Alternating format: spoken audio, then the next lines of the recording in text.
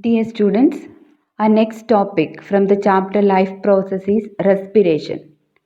In this topic, we shall discuss about respiration, types of respiration, aerobic and anaerobic. We shall discuss in detail later. Breathing in other animals like fish, frog, human beings and cockroach. Then human respiratory system. Today, let us see respiration and types of respiration. Respiration comes from a Latin word respire, meaning is breathe. Now we know different changes or reactions takes place in a cell. But earlier, few centuries ago, people were not knowing about this. So they considered breathe as respiration. A common man understanding of respiration is intake of oxygen and release of carbon dioxide, which in fact a kind of gaseous exchange. The scientific meaning of respiration is a complex process. Gaseous exchange, that is intake of oxygen from the atmosphere and release of carbon dioxide. And the second is a breakdown of simple food in order to release energy inside the cell. Thus, the two separate processes are termed as breathing and respiration. So, breathing is a process of moving air into and out of the lungs to facilitate gas exchange with the internal environment. Whereas respiration is a biochemical process in which the food is oxidized to release energy in the form of ATP. So, we'll see what are the differences between breathing and respiration. Breathing, the process of inhalation and exhalation of air in and out of lungs, whereas respiration, process of breaking down of glucose to produce ATP. Second difference, breathing takes place in the lungs, respiration takes place in the cells. Physical and voluntary breathing is a physical and voluntary process, whereas respiration is a chemical and involuntary process. In breathing, no energy is produced, but respiration, energy is produced.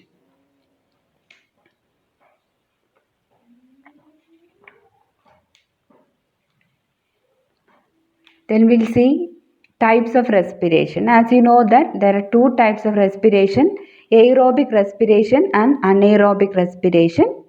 Aerobic respiration is the process by which organisms use oxygen to turn fuel such as fats and sugars into chemical energy. Aerobe is an organism that can survive and grow in an oxygenated environment. Anaerobic respiration is a type of respiration through which cells can break down sugars to generate energy in the absence of oxygen. Anaerobe is any organism that does not require oxygen for growth. Then next is pathways of respiration. So before moving to this, we'll see what are the important features of cellular respiration. As you know that the food which we eat is digested and assimilated in the digestive system. The assimilated food enters into blood capillaries in the form of soluble molecules. These molecules consist of glucose, amino acid, etc. Along with blood circulatory system, they reach the body tissues and cells. Inside the body cells, assimilated food is used for two purposes: to get energy and for growth and repair of the body. The most simple assimilated food is glucose. Glucose is water soluble molecule.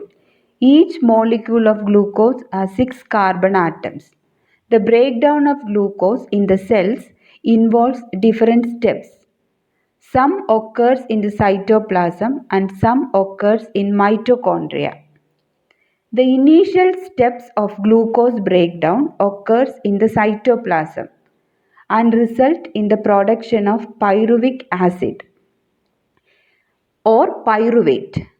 Pyruvate is a key intermediate in several metabolic pathways throughout the cell.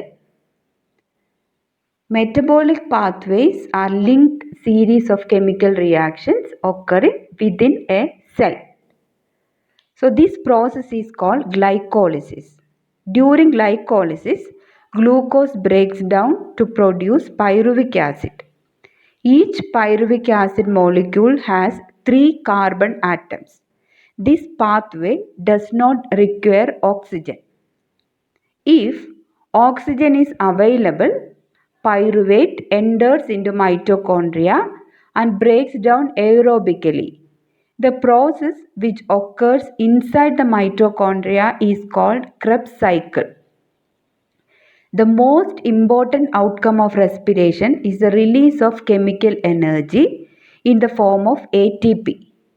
The molecules of ATP are used as energy currency for most of the cellular processes, such as contraction of muscles, protein synthesis, conduction of neurons impulses, etc.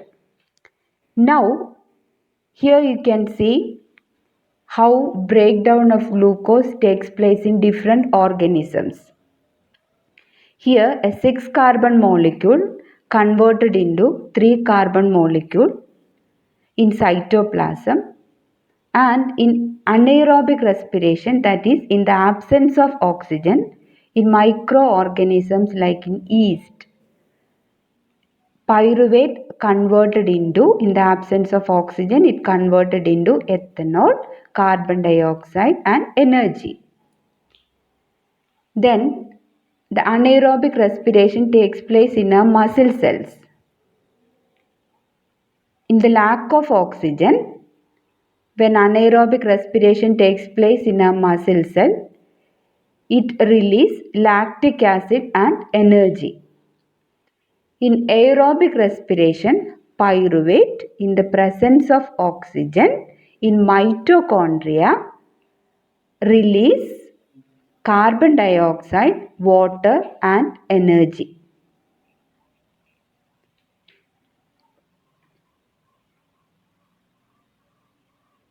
Then, what are the differences between aerobic respiration and anaerobic respiration?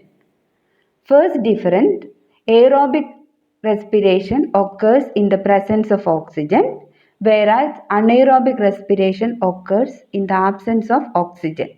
Second difference, in aerobic respiration, glucose is completely broken down to release the end products, whereas in anaerobic respiration, glucose is incompletely oxidized to release the end products in the form of ethanol or lactic acid. Third difference, in aerobic respiration, energy is released in larger amounts, whereas in anaerobic respiration, energy is released in lesser amount. Fourth difference, in aerobic respiration, it takes place in cytoplasm and mitochondria, whereas in anaerobic respiration, it takes place in cytoplasm. The mitochondria are not involved. Thank you.